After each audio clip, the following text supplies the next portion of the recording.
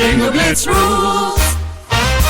If your bingo has ads in it, That's not a bingo. if it doesn't have the coolest tournaments, mini games, and the most breathtaking design, Nope, not a bingo. if your bingo moment makes you feel so excited that you just want to burst in joy and scream out loud, bingo! Sorry, so you're playing... Bingo Blitz? Now that's a bingo.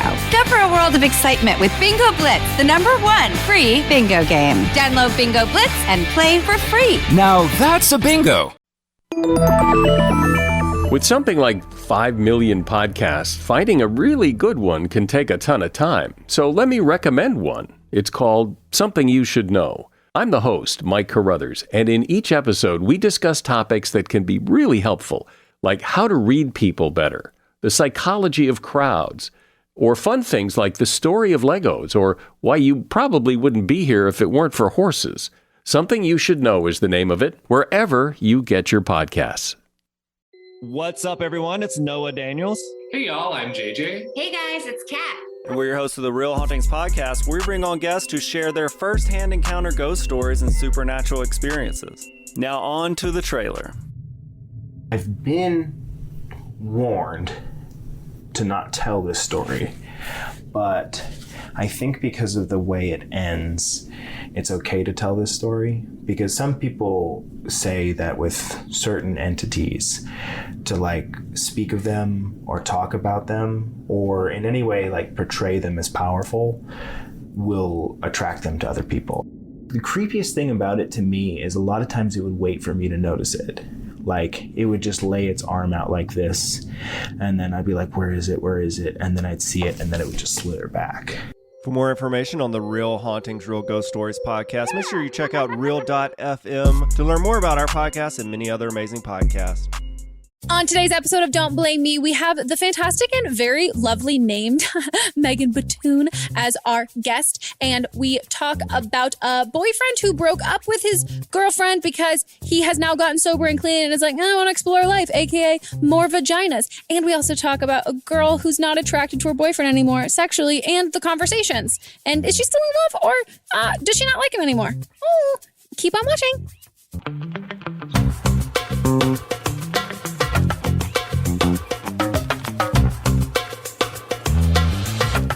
Hello, everybody, and welcome back to another episode of Don't Blame Me. Today, we have a guest who's got like a really good name, like a really awesome your last name's too cool, but I mean, too cool, cool too. Fuck. Also, words are hard. We have Megan Batoon on the podcast. Facts. Here I am. She's here, and if you want to see her looking very cute, and us in our matching hairdos. I know, matching names, matching hair. Your hair is definitely clean. It really isn't. There's so much product in here. When did you wash your hair last? 2 months ago. Okay. Well, I washed my hair on Saturday, and it's Tuesday. Yeah, mine was Saturday of 2016. Yeah. Oh, that's 2014. All about it. I've got a scrunchie though because I'm really feeling just very 90s vibes. Yeah. We've got this on YouTube if you guys want to watch the video component as well. And also there, it's still exciting. You can still see Melissa. Melissa Cam is. It's here to stay forever.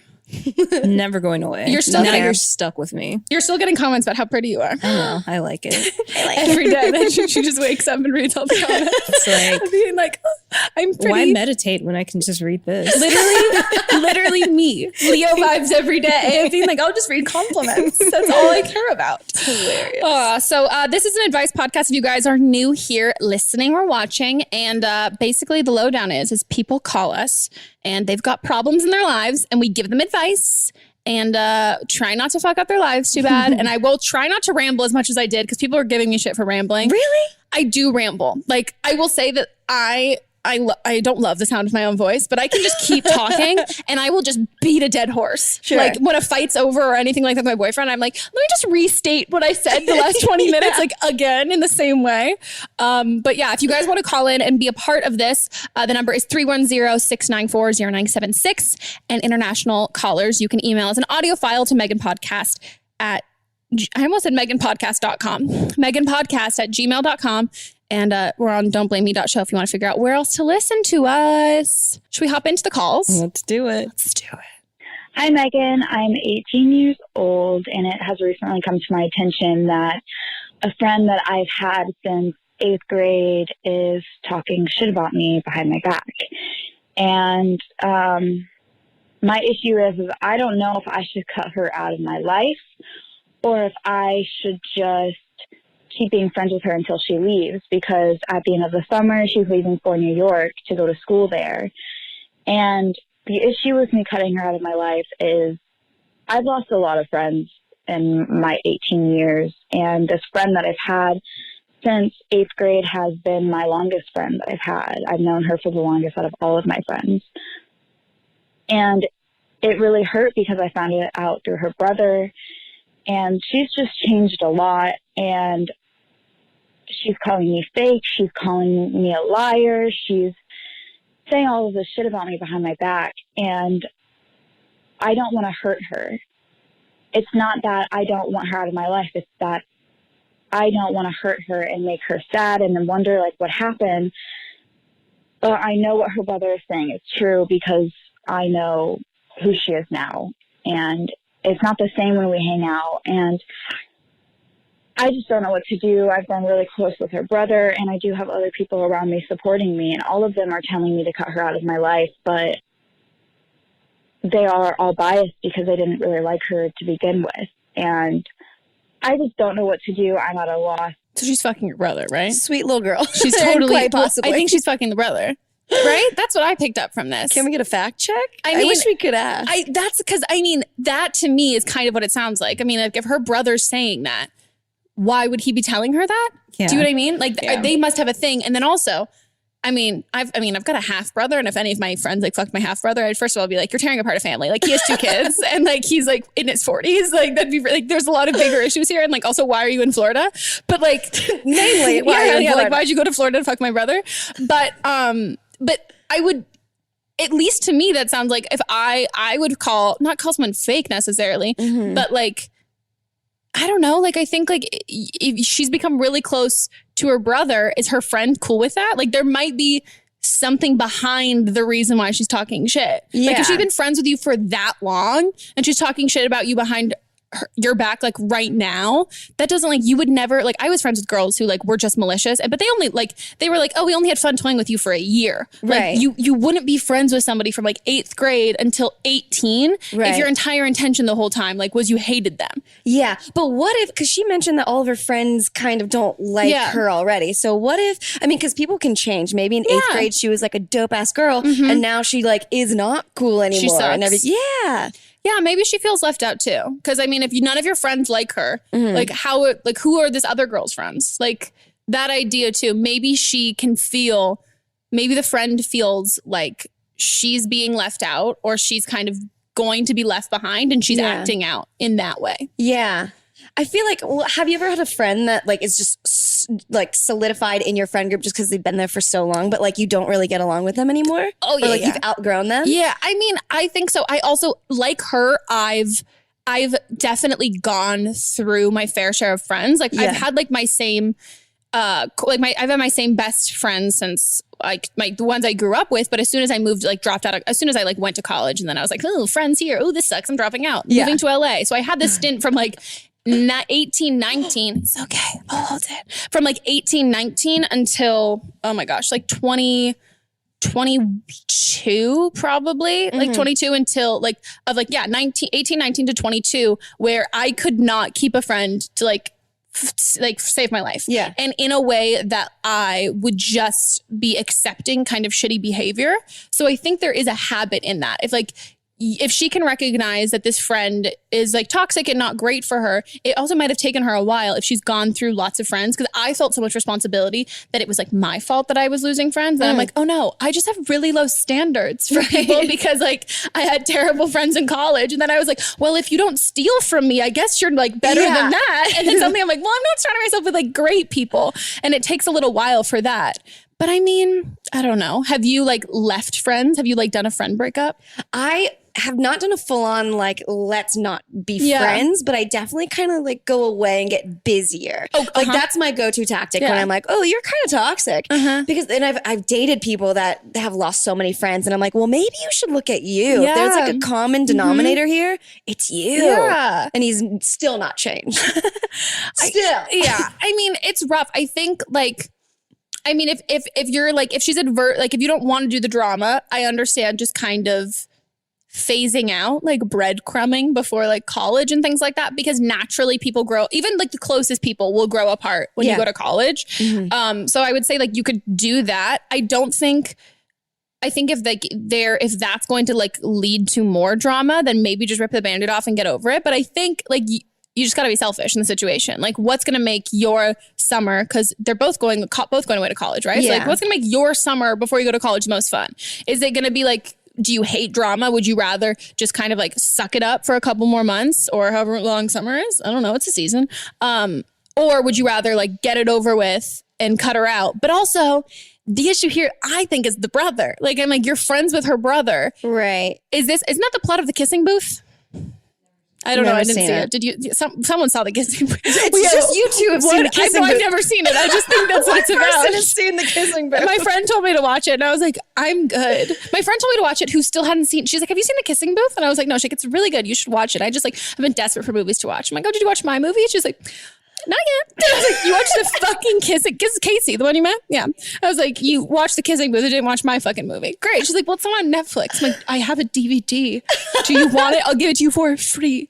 I bought it. It's not that. It's not. It's like $7. Yeah. Like, fucking buy it. God, buy my movie. The Honor movie. Buy my movie. I want to know, why is he the one that's it sounds manipulative. Yeah. Is she actually talking about her, or is the brother trying to gain something from this situation? Well, I wonder. I don't know. I just think no matter what the situation, if you're friends with the sister and you become close friends with the brother, I have a friend who she's a twin. It's a girl and a boy. And I was friends with the boy, closer friends with the boy in middle school. And then when I became friends with his sister, closer in high school and stuff, I became less close with him just because it was a weirder dynamic. Yeah. To be like, oh, are you coming over to hang out with me or my brother? And that's weird. Yeah, do you know what I mean? And like, maybe her brother's not straight. Like maybe she's not straight. Like maybe there isn't that there. No, but I think attention. you get a little protective of, like, I don't know, like I get jealous of my friends hang out with like other people in general, but like if they were hanging out with like my sibling over me, that's territorial. And also like the brother saying like maybe he has feelings for her and he knows that she would never do that to her friend, so he's creating a distance between them. And also that's a shitty brother. Do you know what I mean? Like your loyalties are lying with her friend who's now your friend but not your sister. Right. Yeah, so, this is a classic Bring It On situation. Oh my God, yes. Yeah. That's great. And I can't reference The Kissing because I've never seen it, but yes, Bring It On. And so like, what's the point of that? So I think I would dive into that a little bit. And then also I'd ask her before you just like take his word for it. And her friends that don't like her, I think like a lot of the time too, if you can come across off, especially at that age, as like very abrasive and not getting along with people, so much of that is like projecting your own insecurities. Yeah. I was a fucking cunt in like high school, middle school and stuff because I'm like, this is how you pretend to be confident and get people to like me. And I'm like, oh no, I hate myself. I'm like pretending I don't. Is this not working? So I think like asking her and giving her the benefit of the doubt, especially because the other girl's lost so many friends over the course of like this time, and this person has stuck around. There's obviously a reason she's stuck around from the beginning. And yeah, you'll be fine. Have fun in college too. Yay! Wear a condom. Don't get pregnant. I mean, or just don't get pregnant. Or an STD. Whatever you're doing. That's probably better. I mean, I get an STD or an STI. Or any of them. Or any of them. Get an IUD. Get an IUD, not an STD. But IUD is not going to protect you from STDs. Ooh, that's right. Oh man, we have so much to look forward. Be safe. Be safe. Okay, let's pop on over to the next call. Pop on over? What? I don't know. Hey Megan, I'm 19 years old and I dated a guy 10 years older than me for almost 2 years. It was as passionate as could possibly be and the strongest love you could ever imagine. And he even got his grandmother's ring to give to me. We moved in together back in October, and as of a week ago, we broke up and I've moved back in with my parents. We broke up because of timing. He feels like he missed out in life, and for practically our entire relationship, he had a drug problem or was recovering from drugs. But nevertheless, he cared for me and loved me as best as he could, and I stuck by him through the entire thing, and I don't regret a minute of it. But now that he's finally taken care of himself, he no longer wants to be tied down in a relationship. He says there's a million reasons why he should marry me instantly, but he needs to do this for himself first. And I understand that, but the problem is we haven't even been broken up for a week and he's already messaging other girls.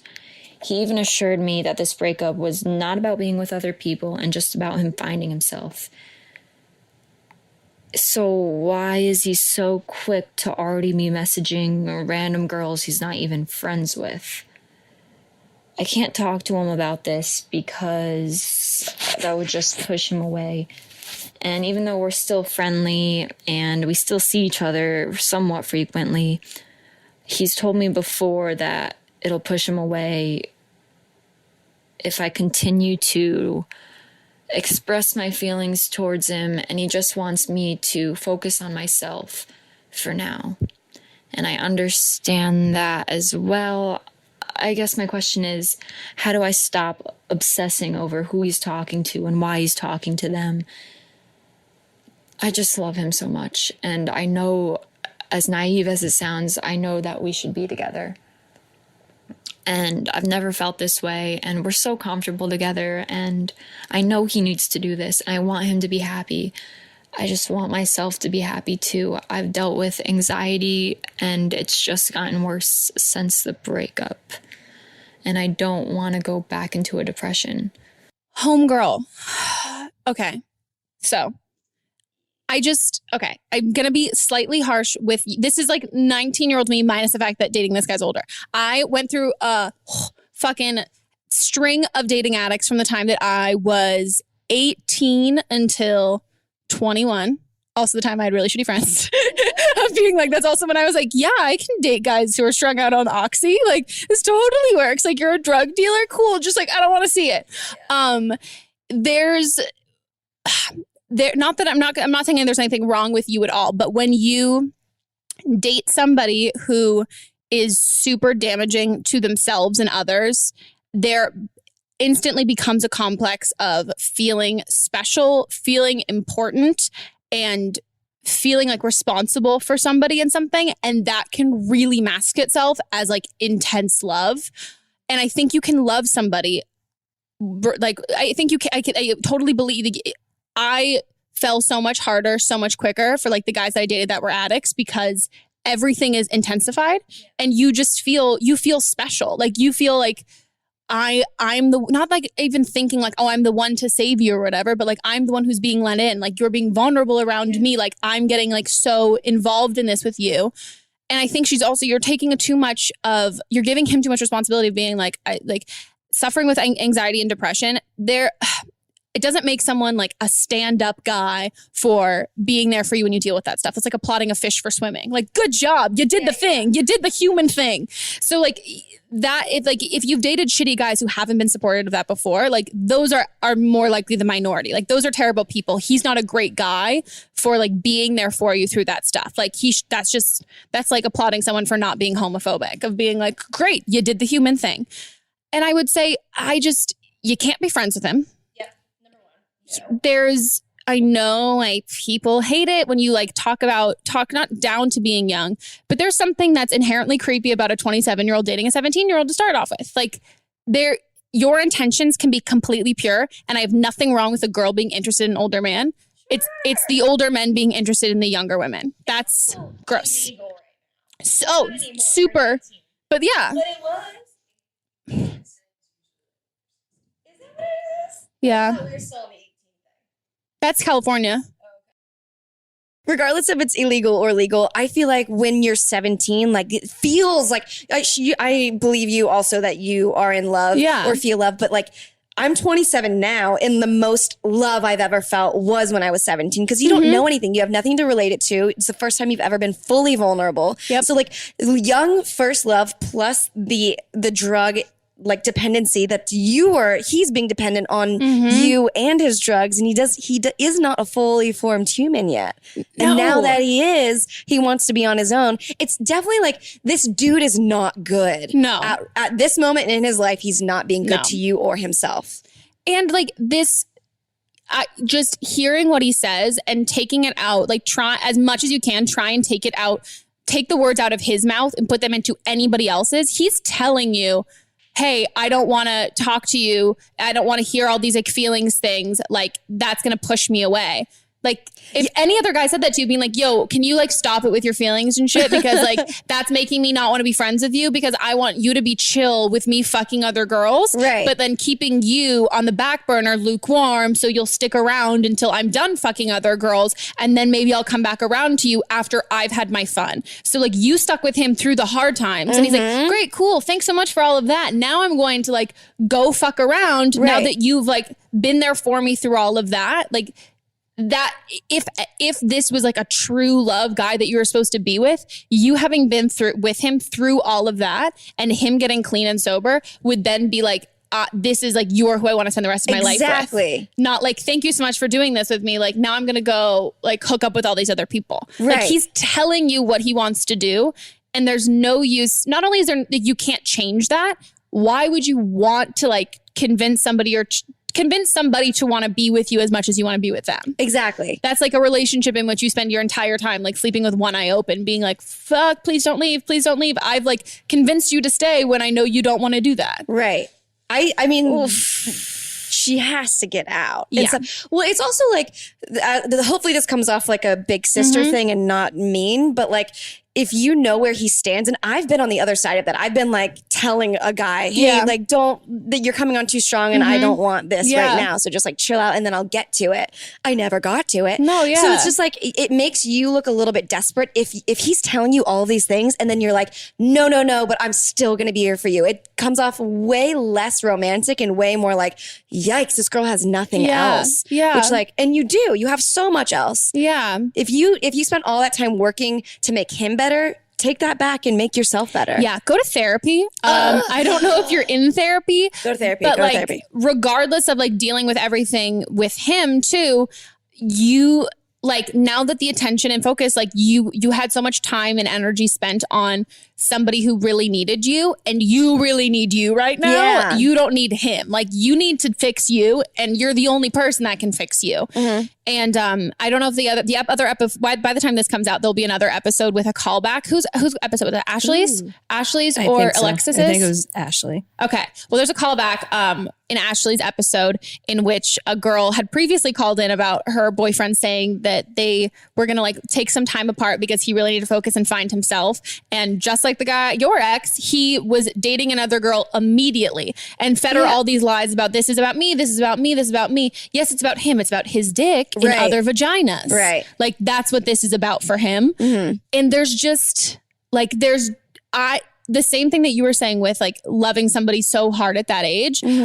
I fully and firmly believe that you can be in love at that age. I don't believe that like you only can ever love one person. The person you end up with is like the only guy that you've ever really loved, and everything else before that, like, oh, I didn't know what real love was. Yeah. When I was 17, I loved my boyfriend as much as my 17-year-old self could. Yep. But if you compared it to how much I love my boyfriend now, 24, almost 25-year-old me can love so much more than 17-year-old me. Right. But that doesn't mean that 17-year-old love and everything like that, it felt like this was it because this is the first time I really felt those feelings. But not only did I end up feeling those feelings later on for other people, I felt them stronger and in different ways. And you're able to understand what you want more once you've been in love before. Yeah. Like I'm all like, sure, some people end up with their first love. That's great. But if there's something great from like that, I find like going to end up with not my first love because I've learned so much more what I value in that and what kind of love that I want for like the long haul, not just that like all consuming feeling. Like what does that love translate to? Like what does that love like mean in my everyday life and like helps me grow as a human? Like you can love people and things that don't like fuel you to become a better person and like to make you be like the very best you. And then there's the people that you love that like you're even like your friends, like the friends that you love when you're like, fuck, I love who I am around you. I'm the happiest me and I feel the most me. And nobody else you're not going to have to sacrifice like settling for waiting around for that kind of thing. Like that's just not. And I always like tell my friends this too when they like date shitty guys. And I'm like, think about like the guy that you end up with. If you told him this story of you dealing with this shit, what would he say? Yeah. Like, is this the story you tell your grandkids about being like, yeah, and then he got clean and didn't want to be with me. And then, but don't worry, I stuck around and finally he saw the error in his ways and we got together. Like, it's just not. it's just, you have to like think about it on paper. Like if it was a friend going through this, like would you advise them to do all of this? And I think more than anything, you need space and time apart because you're gonna, I mean, to be realistic, yes, it's going to suck to know that he's like talking to other girls and you're going to think about it, but you need to do everything in your power to not come across it. Like mute him on social media. Yeah. Like don't spend time with him at all. Don't talk to him. Have your friend delete his number in your phone or block his number in your phone and have your just erase him from that. Yeah. Tell your friends you don't want to hear about it and really do your very best to like mentally move to Zimbabwe and just not think about him because it's impossible to get over somebody if they're on your radar all the time. Out of sight, out of mind, 100%. And I truly agree with you with like when you're 17, that's the love that you can afford at that time. But when you grow up, you at the same rate of you growing, your love can grow to like the capacity and the understanding of it. Yeah. So I think 100% take the break from it and then you'll find what real, not that this wasn't real love, but the real love in this new time when you're older and can handle it. And I think it's going to be way healthier for you than what you're going through right now. I think totally. And again, therapy, go to therapy and focus on yourself. And he's not going to do that. He's saying that he is, but you can actually do that. Yeah. And then be like, oh no, I really am going to focus on me. Okay. Gosh. Okay. It's a rough one. Next call.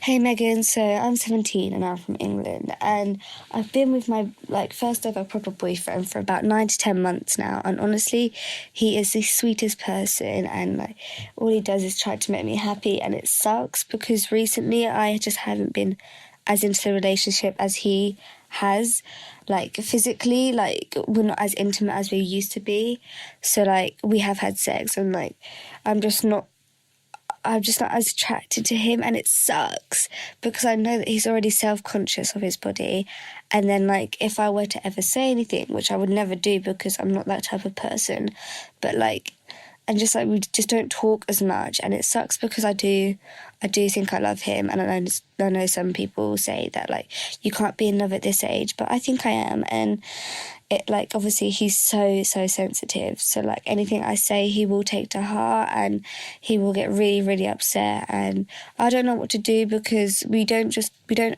conversations that we have just don't last, and I'm not as physically attracted to him as I used to be, and that sucks because I know looks and stuff shouldn't matter, but to an extent they kind of do, and I just don't know what to do or what to say, so I really like some advice.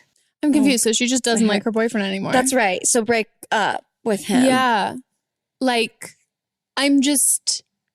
I'm confused why you think you actively are still in love with him.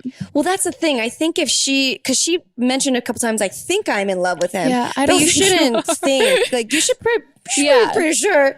And so I feel because I've been through lulls where I don't want to have sex with somebody. Yeah, and I get that too. And I've been with people that are very self-conscious and insecure, and they need that. Whatever your love language is. I mean, almost every guy's is touch. Me. I am so needy. I'm I need affection. Tell me I'm pretty all the time. Yeah. So I totally get that too. And there's things that you can do to ramp up your sex drive and stuff. But I don't think that's the issue here. I think that you don't fully like him.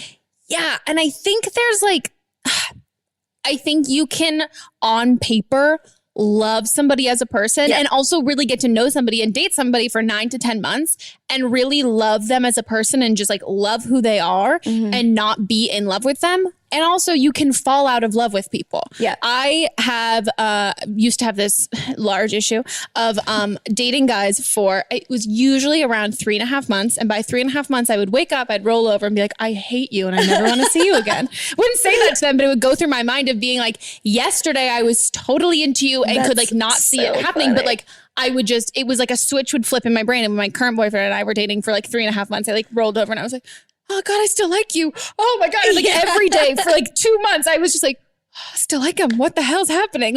I hadn't had that for so long. Yeah. But that didn't mean that when I started dating them, it wasn't I lied to them or I lied to myself. I was into them. Sure. But relationships can run their course without anything dramatic or terrible happening. Like there can be, and I think that's a lot of time when people stay in relationships that they're not fully satisfied in. Yeah. Because they're like, well, nothing's inherently wrong. Right. And like, I really do love you and I think you're great. It's just like, it's not like right now, if you're not that having sex. I always say, I'm like, if you're not like physically intimate, like, or sexually intimate with somebody and you identify yourself as somebody who is interested in like sexual relations and you're interested in like romantic and sexual relationship and you're not having sex with your partner, you're just friends.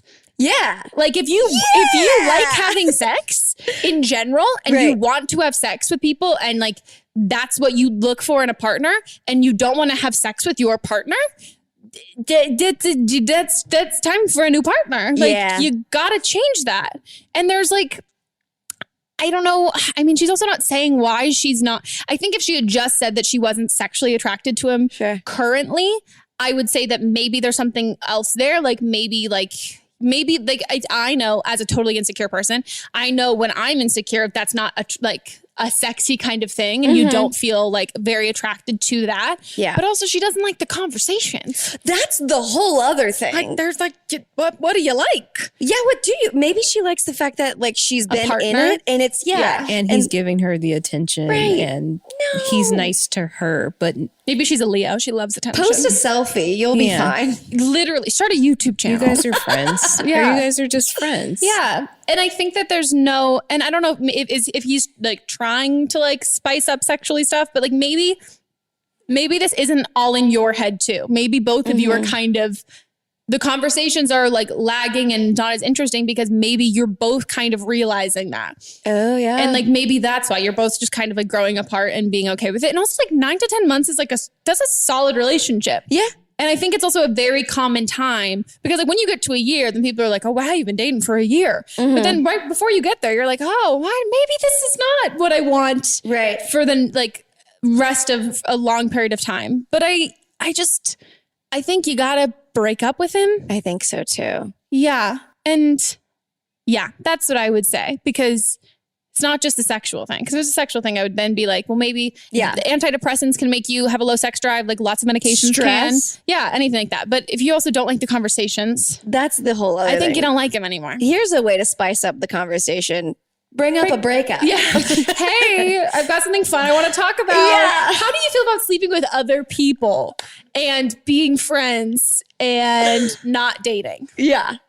How's that for spicy? Yeah. That's a conversation starter for sure. It really is. Start that. Well, let us know how it goes. I'd love a call back on this. And would love to know what happens. I mean, I think you're going to break up, which is fine. Best of luck. Yeah, best of luck. Okay, guys, we're going to go on a quick break and we'll be right back.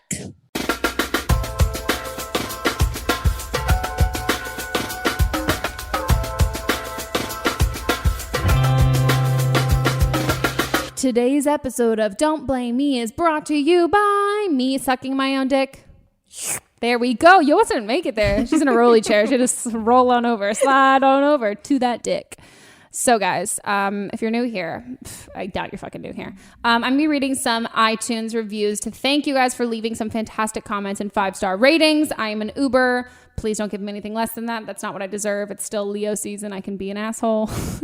Okay, so this one is from Queen Z576, who says, I love this podcast. I've never listened to or watched a podcast before until this. I've been watching Megan since I was a freshman in high school and I'm about to start my sophomore year in college. Don't Blame Me is hilarious, touching, and entertaining all at once. It's great to listen to on the 3-hour drive home from college. It really makes the time fly. I absolutely love you, Megan, in this podcast. Thank you for being your incredible self. Wow, that is so nice. And sometimes I feel guilty when I read ones that are like really like personal. So thank you. That makes me feel really, really good. Next is from McLovinit, which I'm gonna unless your last name is Lovin, McLovin should be one word and the L should probably be capitalized because the only thing capitalized here is the M. So it's like MC Lovinit, which is my favorite for sure. Also 5 stars. I remember finding your channel on King of the Web. Remember that? What's King of the Web? I don't remember that.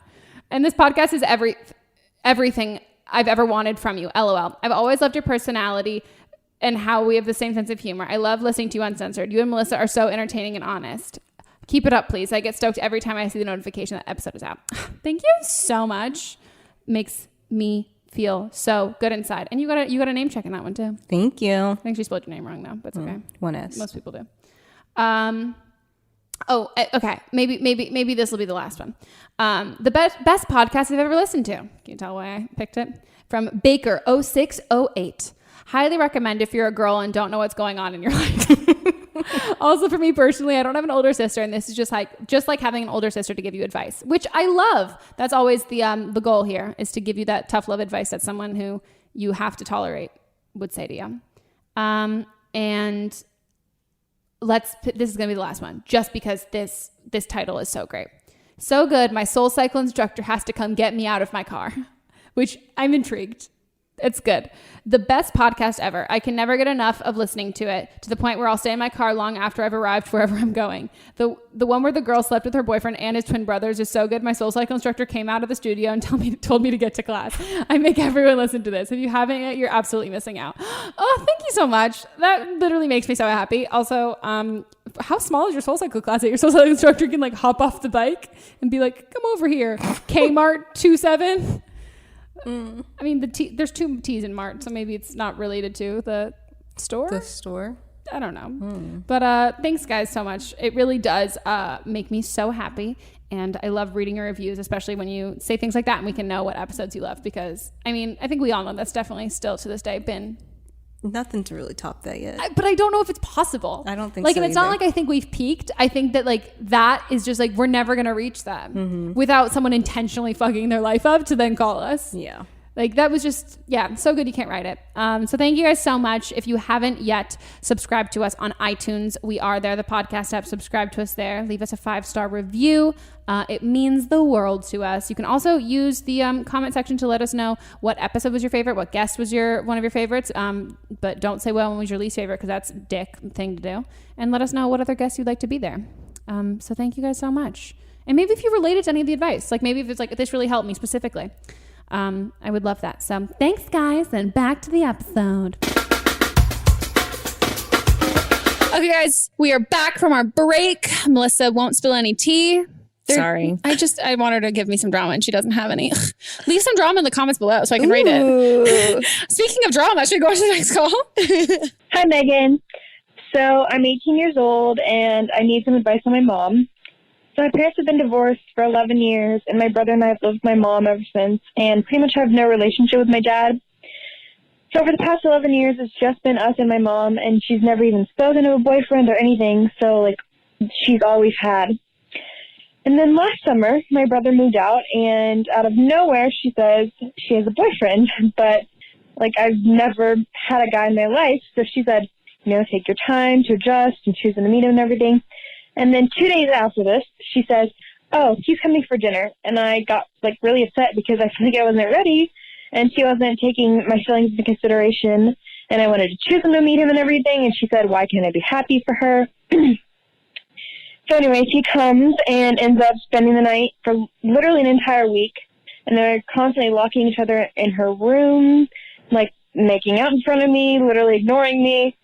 And, like, I've never even seen my mom kiss anyone, and then to go to this out of nowhere was bizarre. So then she starts spending the night at his house 3 nights a week. Then the other nights she's at his house super late after work, or he's at our house. So I don't ever get time with her, which is a big change considering it's been us for just so long. And his kids are grown, so I think she sees the freedom he has and feels like I'm old enough that she doesn't need to be a parent to me anymore. Even though I barely just graduated high school and still live at home, and she's, like, the only parent I have, so I have another option. And I've tried expressing to her how I feel, and she just makes me feel like I'm a burden on her life, even though at this point in my life she's still supposed to be a full-time parent. And it's like the set schedule they have together, and I'm barely a part of it. And if I try to do anything with her, she acts like I'm interrupting them. And I'm 18 years old. Why do I need to spend time with my mom? And I don't know. So this whole situation ruined my entire last year of high school. And now next week we're moving 2 hours away from where we've lived our whole lives to be closer to him. So we're going to be together even more. And then in 2 months, less than 2 months, I'm moving 4 hours away to college. And, like, I just want to spend time with her before I go to school. But she is so invested in him, and it just kills me because I see all my friends' moms, like, wanting to spend time with them since we're about to leave. And she could just care less. And anytime I talk to her, I'm the selfish one. And she says she sacrificed so much of her life for me, but I feel like it's not asking much considering she's going to have the rest of her life to spend with him. And all I wanted is this few more months before college to spend with her, but she's so obsessed with him that I can't get through to her about how I feel without her being angry. And I feel like this is just going to ruin our relationship long term, and I just need some advice. Sorry, I'm rambling. Do you have anything you want to start with? Yeah, I guess the main thing, I mean, I have so many things, but the main thing that I didn't, I come from a divorced parents. I was 7. So the same, she's 18. They've been divorced for 11 years. So I'm in the same boat for sure. Lived with my mom. My dad is still part of my life, but not anywhere near my mom. Yeah. I guess I have 2 things. 18, I moved out across the country. Yeah. Or across the state and then to the country. So it's like you are an adult and your mom isn't supposed to be doing anything at this point in time. 100 years ago, people were married at 18. Yeah, I'm kind of with that. I think also I think like people aren't like, people can do shitty things that hurt your feelings. That doesn't make them bad people, but you at a certain point have to not necessarily like assume, you have to assume responsibility of your own feelings. And if you're not getting what you want, you need to drop it and find other ways to make you happy, because like you're just harming yourself. If you're spending all of this time being like, no, I really want, like, I see how like all my other friends' moms like spend time with them and I want that and I want that. You gotta, like, right now you're not gonna get that. And it's really crystal clear. And so you need to find a way to source happiness from somebody besides her. And that's something that you're gonna have to learn in college in general. Like, is being away from the things and the people that you know and that have like, you've spent all this time with. And you also just kind of like, she needs to do her life, and like, sure, telling you that you're a burden and like all of this stuff. Tell her she said like, did she say she said she feels like a burden. Okay, so she feels like she's being, like, maybe I'm projecting, but she like she feels like you feel like you're being a burden, and that this is like her most important thing and everything right now. And like, not that I'm saying like cut your losses with your mom, but like, at a certain point, like this is what's happening. It's been going on for a year, and you say this had ruined your entire senior year of high school, and now you want this to change for the summer. It's like, this is such a blip in the whole fucking scheme of your life. Like, this is it was one school year and one summer, and you're trying to break down a wall or trying to get something that does not want to be gotten right now. Right. And it's exactly what you said. It's like, if you can't change it, change your perspective. Yeah. And like, because you're putting yourself in this turmoil.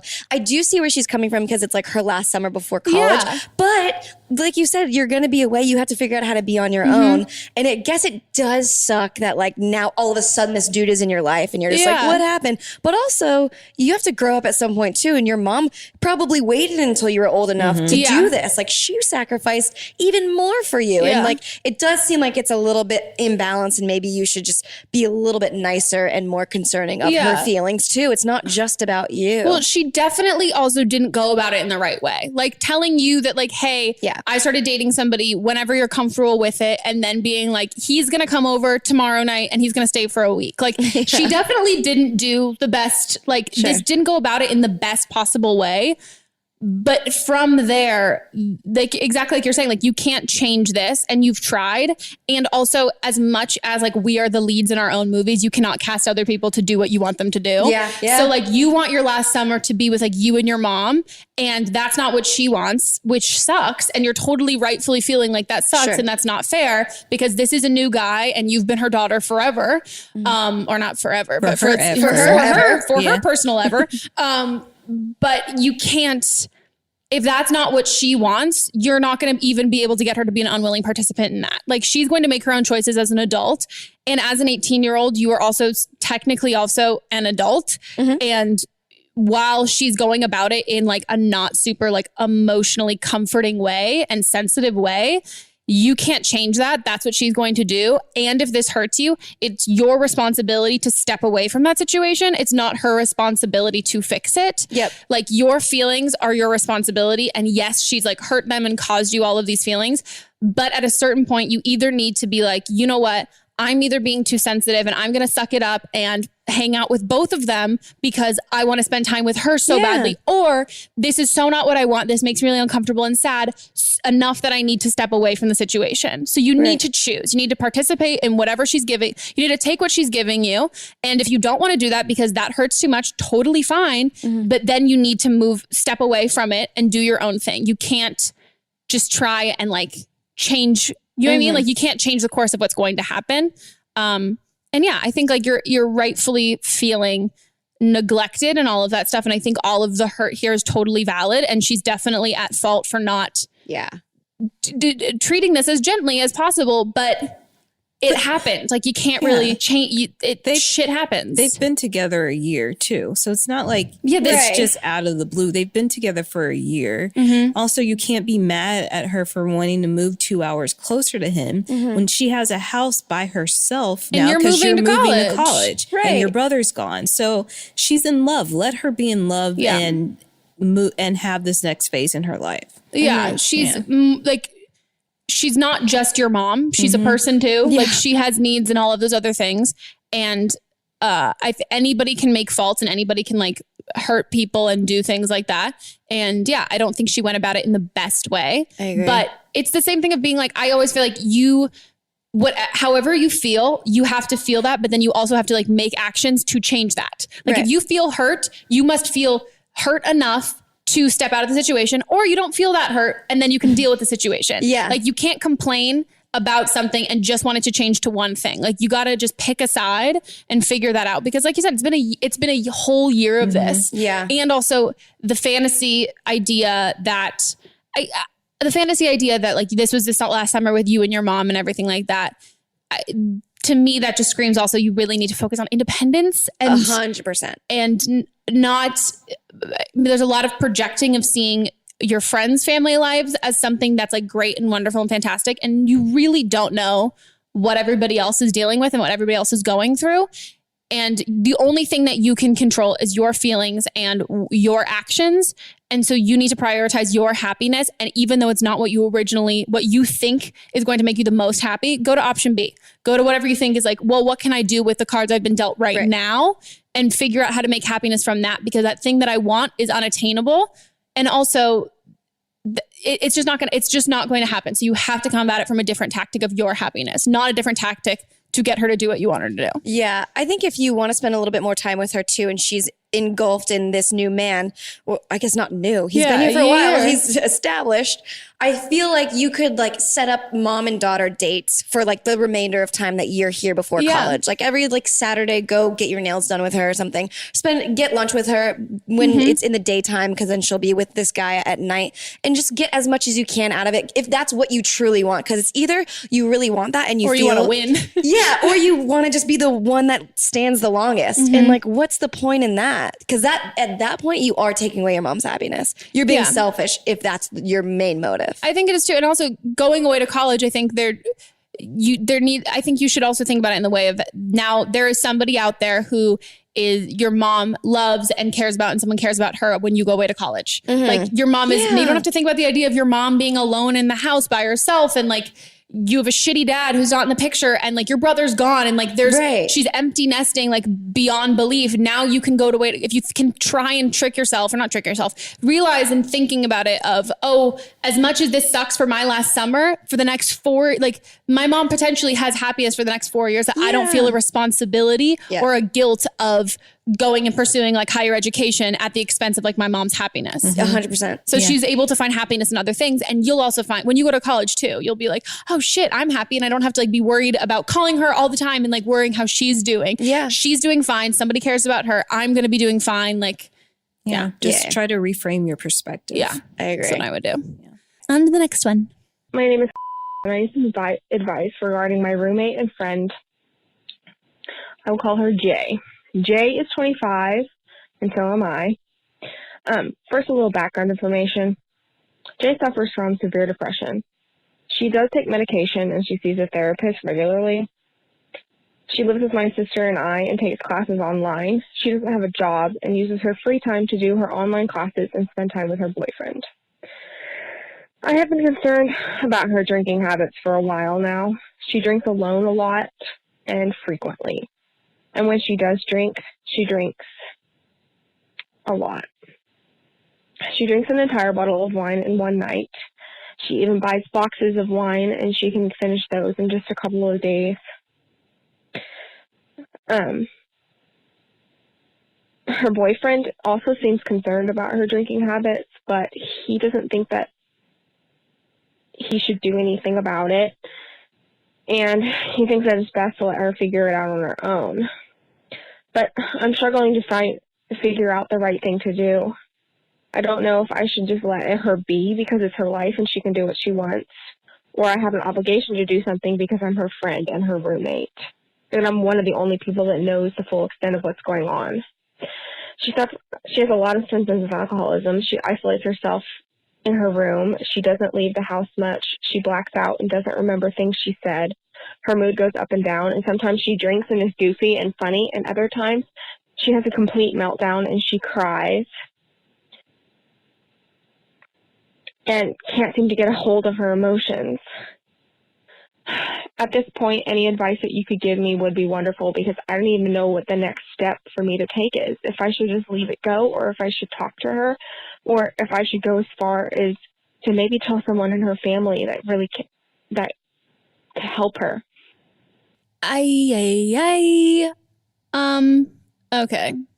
I wish I had good advice. Yeah, same. Like, so one of my I'm not going to give a timeline so people don't figure out that I'm talking about them, because there's a lot of addicts in my life. Could be like, which one is me? I dated a guy that I was pretty sure had a drinking problem. And I confronted him with another one, weirdly enough, like his ex-girlfriend and I ended up like becoming friends, because like we would all go to parties together, and her and I were always like friendly. She was dating another one of my friends. They had like dated previous to us. And she had made some like offhand kind of like joking comment about him drinking. And I was kind of like, yeah. And we both kind of talked about it, and we approached him, which, I mean, granted, probably not great to have like your girlfriend and your ex-girlfriend do that. In any setting. Yeah. And it didn't go well. Sure.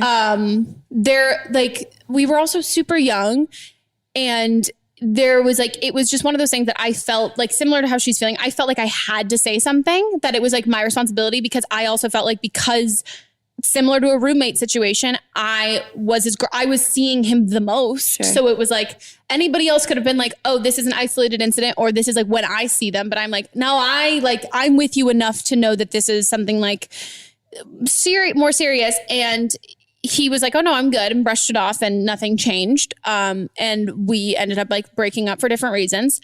But I mean, I've also had it like happen with like friends before, where I've done the thing of like reaching out to like a parent and have it completely backfire.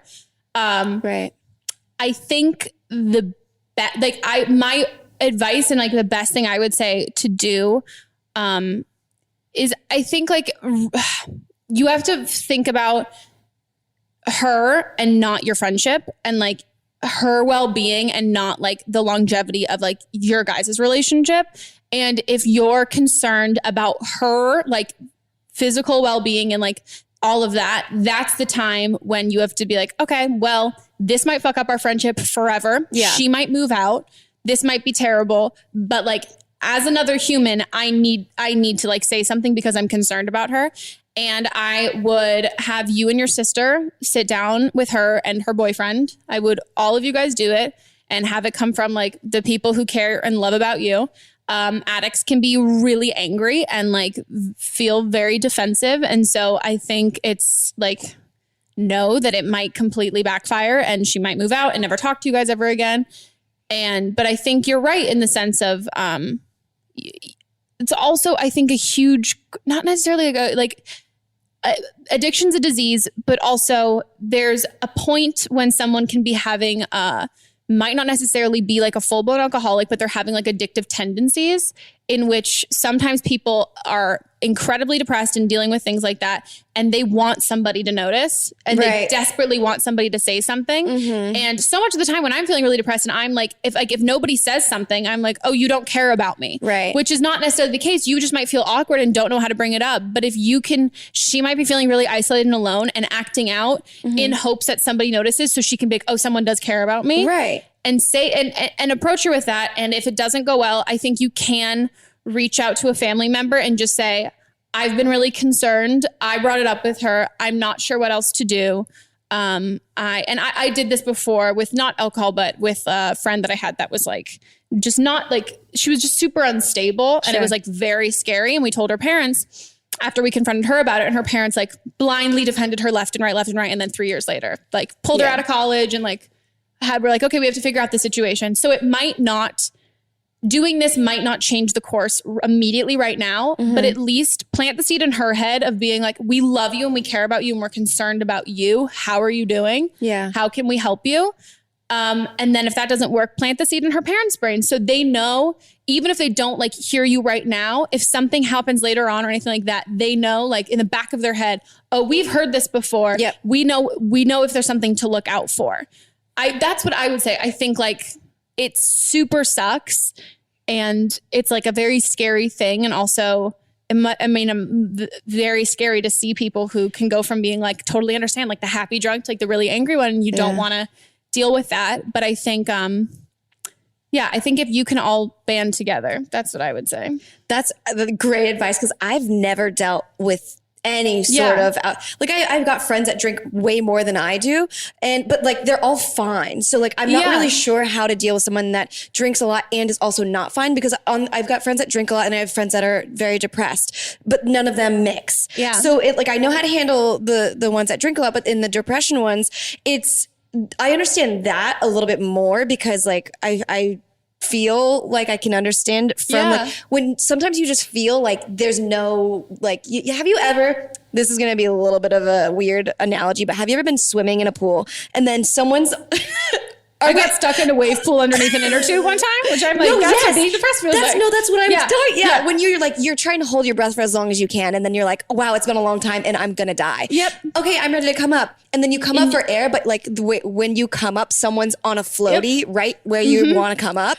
And you're like, oh my God, I actually am going to die. That's what depression feels like. Yeah. So I understand like feeling like you'll never get out of it. So coming from a place of that, like you can approach her in a scenario where it's like opening up to see how she feels, because a lot of times it is maybe a cry for help, and a lot of times people don't want to put their feelings on you. Like if I'm having a depressive episode, I don't want to come to you and be like, I'm feeling bad, because then I feel like a burden. So, and I know a lot of people feel like that. So I'll let you take all the alcohol thing, because like I truly don't know. Like I literally would go like how to deal with this on Google. Yeah. So like I trust you if you've been through that, but like I can't give advice on that. There's also and everybody's different, and there's no like right way to go about it, because like it's a disease, and it's something that like you can be empathetic, like you can see it and like be affected by it, but like you're never, as a loved one surrounding by it, you're never going to be plagued with that. It's literally like it's a disease. It's something that you're never going to be able to understand. Yeah. The government has a program called the Substance Abuse and Mental Health Services Administration. They have a national hotline, 1-800-662-HELP. And so they'll give you information about how to get treatment referrals and services for individuals and families facing mental and or substance use disorders. Yeah. So they've got a lot of information on their website if you want to check it out, and they can give you information and ways to go about helping her too. I wish she could tell her therapist, but like you can't, can you? Right. And she probably won't even know that. Yeah. She probably would. That's like what, I don't know, that like I think I'm a firm believer, like not to like just restate it all again, but I think very much of when you see something, say something, but you have a responsibility like as a friend and a fellow human. Right. And then also once you've done that, not that the burden's on you anyways, but when you've done your part there, your next possible, the next step in that is letting somebody else know who has more power over the situation. And that's a family member. And so I think that would be the course of action. And I would also, honestly, maybe even if she's really receptive to this, like alcoholism and substance abuse is a really serious thing that even if she's receptive to it and it's like, great, I'm not going to do that. Thank you. You're right. I was just like, cry for help. Like, I need to get my shit together. I'm going to talk to my therapist. I would also then still probably tell her parents just so there's more people can hold her accountable, because I think that's the biggest thing. And the biggest struggle with you when you're going through anything, you keep so much of it inside because you don't want people to know what you're struggling with. But as soon as you let someone know, it's a terrifying thing that now other people will see like trigger warnings and things that are happening of being like, oh no, they're going to call you out. They're going to hold you accountable for something that you said you're going to work on. Yeah. And it's no longer like a demon that you can hide and get away with on your own. And so I think the more people in her life, family, just the family and you guys who are looking out for her and looking out for those signs, I think it'll also hopefully make her, make her feel really loved and feel like her life it's obviously a very dark thing to be in a place where you don't really have value in your own life, but telling other people that they really value you and they really want what's best, like you to be happy and healthy because you add to their lives. But then also, I think it might just also help her not want to do those things because she's like, fuck, I'm going to get caught because these people now know. So, but it's rough. And I hope it all goes well. Yeah. I'm sorry. And we'll link the number, right? We can do that? We'll put it in the show notes. You can't link a number, but yeah.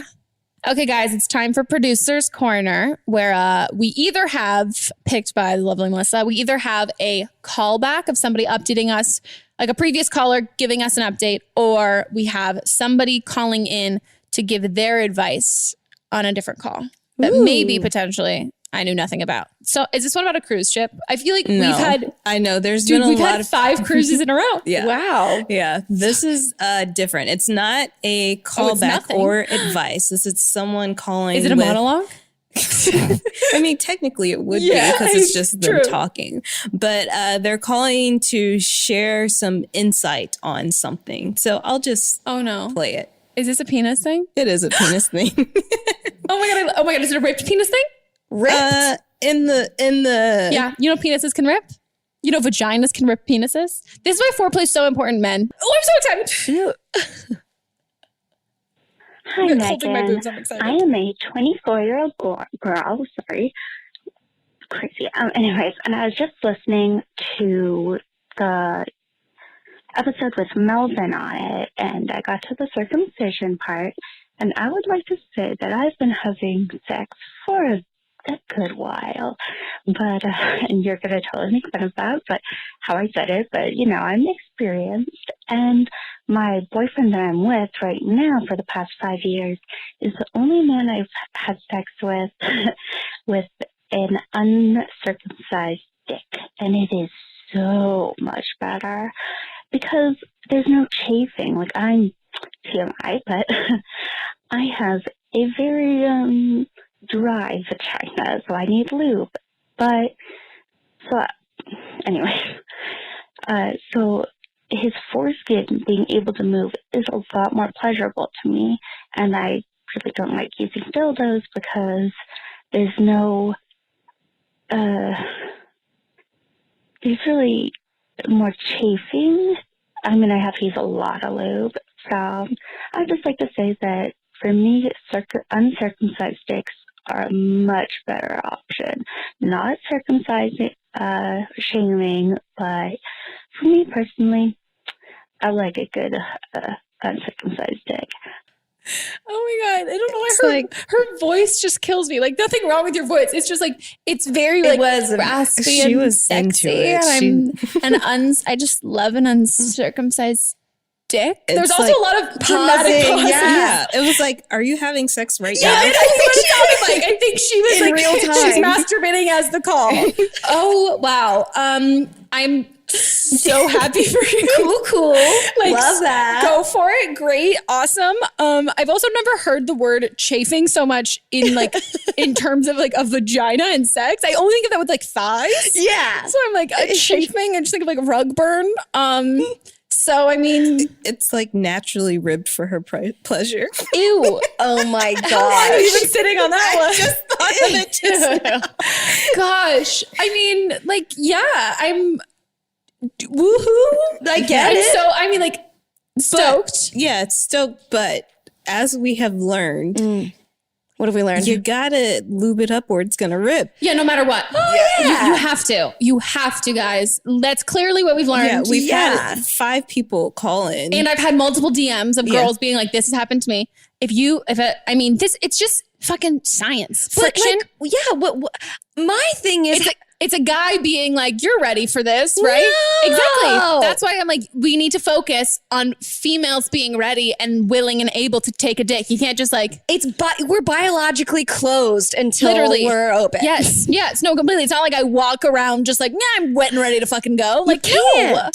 You can't. Be respectful. Yes, be respectful. And to also biology. Think about it in the sense now, if there's any men watching or any girls who are listening who can then tell their boyfriend of being like, the outcome, might be like slightly uncomfortable for a girl at the beginning, results in a fucking ripped penis for the guy. With a ton of blood. So much blood, apparently. That's disgusting. Yeah, and weeks of not being able to have sex. And scarred for life. I might faint. Because we've had a lot of guys that have been like mentally scarred that they don't want to have sex. But isn't it their fault in the beginning? It is, but I mean, you know, men. They're like, I did this thing and it is my fault, but I am upset and angry at you. Or ashamed. And you should be ashamed. For her, she's like, likes it. Yeah. You know? Yeah. Wait, she likes I'm just saying. the dry? She likes his uncircumcised penis because it can get into her dryness and not chafe. Yeah, I think you gotta drink more water, girl. Drink more water. And you might have a medical condition and there's too. medications too that can make you not as ready to go down there. But I mean, for the safety of the penis you love so much, that uncut dick you love, not lube it up for both of you for the ease of you and also for like preserving that dick. Preserve that dick. I think I'm just like mummified dick. Oh wow. Well, I'm really happy for you that you're loving sex. And just live your best life. This is really exciting. I just also love how positive our calls have been about like cut dicks and uncut dicks. And it's just love there's a bunch of girls just talking about like circumcision and probably like every other guy who's like sleeping with these girls is like, can you not talk about my dick on a podcast? Which I like. So stay safe, guys. Stay safe. Also, don't get pregnant. What are the other ones? You have a couple more. I know. But I mean, she's having sex with one person. So I feel like the STD thing is solid. Yep, you're already. Don't get pregnant. I mean, don't get roofied in general. I think that's good. But I mean, she's also talking about like, she likes it because to me, it sounds like he's not wearing a condom. Yeah. So she would be able to feel it moving up and down. Yeah. It sounded more like a PSA of like, this is what you should do, right? She wasn't asking anything. She was telling us. She just loves the uncut dick she's got and she just wanted to share. Right. And let everybody know that she's getting that good dick. Wait, what was the other one? The dick appointment. We've had dictation. Yeah. We've had an appointment for that good dick. Yeah. A good dick. There's one that really would fit right here. Fit. I don't know what it is. Fuck, whatever, guys. There's been a lot of those. Shit. She's dickmatized. She's dick. That's good. That's good. Oh, I love it.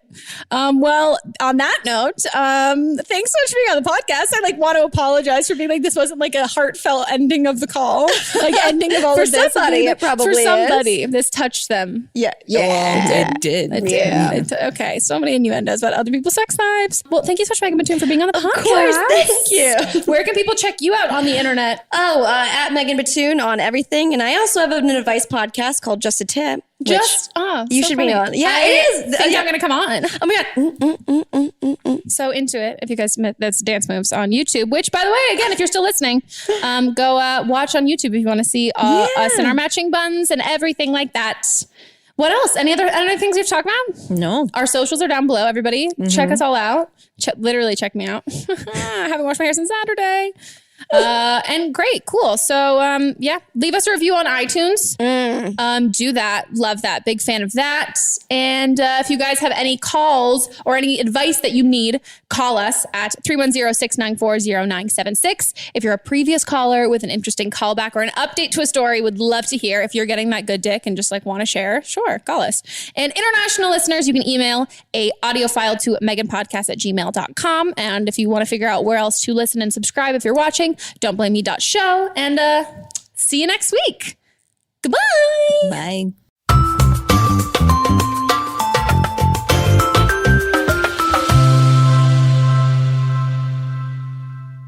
Don't Blame Me is a production by me, produced, directed, and edited by Melissa DeMonts. Post-production sound by Chris Henry, production assistant Julie Carley, and music by Giacomo Picasso and Ryan Hunter. I'll see you guys next week, and don't blame me if your life, completely fucks up before then. Oh.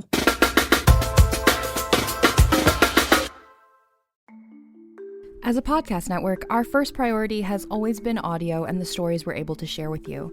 But at Realm, we also sell some pretty cool merch, and organizing that was made both possible and easy with Shopify. When you think about successful businesses like Aloe or Allbirds or Skims, an often overlooked secret is the business behind the business that makes selling and, for shoppers, buying simple. For millions of businesses, that business is Shopify. That's because nobody does selling better than Shopify. It's the home of the #1 checkout on the planet. And the not-so-secret secret that's definitely worth talking about is that Shop Pay boosts conversions up to 50%. That's more happy customers and way more sales going. If you're hoping to grow your business, your commerce platform better be ready to sell wherever your customers are scrolling or strolling, on the web, in your store, in their feed, and everywhere in between. Businesses that sell more, sell on Shopify. Upgrade your business and get the same checkout we use with Shopify. Sign up for your $1 per month trial period at shopify.com/realm, all lowercase. Go to shopify.com/realm to upgrade your selling today. Shopify.com/realm.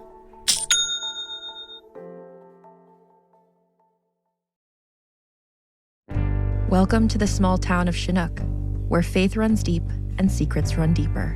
In this new thriller, religion and crime collide when a gruesome murder rocks the isolated Montana community. Everyone is quick to point their fingers at a drug-addicted teenager, but local deputy Ruth Vogel isn't convinced. She suspects connections to a powerful religious group. Enter federal agent V.B. Lauro, who has been investigating a local church for possible criminal activity. The pair form an unlikely partnership to catch the killer, unearthing secrets that leave Ruth torn between her duty to the law, her religious convictions, and her very own family. But something more sinister than murder is afoot, and someone is watching Ruth. Chinook, starring Kelly Marie Tran and Sanaa Lathan. Listen to Chinook wherever you get your podcasts.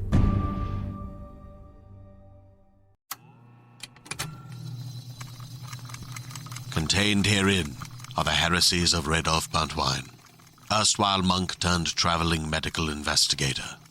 Join me as I study the secrets of the divine plagues and uncover the blasphemous truth that ours is not a loving God, and we are not its favored children. The heresies of Radolf Buntwine, wherever podcasts are available. Hey, are you ready for some real talk and some fantastic laughs? Join me, Megan Rinks. And me, Melissa DeMonts, for Don't Blame Me, But Am I Wrong? We're serving up 4 hilarious shows every week designed to entertain and engage and, possibly enrage you. And Don't Blame Me, we dive deep into listeners' questions, offering advice that's funny, relatable, and real. Whether you're dealing with relationship drama or you just need a friend's perspective, we've got you. Then switch gears with But Am I Wrong, which is for listeners who didn't take our advice and want to know if they are the villains in the situation. Plus, we share our hot takes on current events and present situations that we might even be wrong in our lives. Spoiler alert, we are actually quite literally never wrong. But wait, there's more. Check out See You Next Tuesday, where we reveal the juicy results from our listener polls from But Am I Wrong? And don't miss Fisting Friday, where we catch up, chat about pop culture, TV, and movies. It's the perfect way to kick off your weekend. So if you're looking for a podcast that feels like a chat with your besties, listen to Don't Blame Me, But Am I Wrong on Apple Podcasts, Spotify, or wherever you get your podcasts. New episodes every Monday, Tuesday, Thursday, and Friday.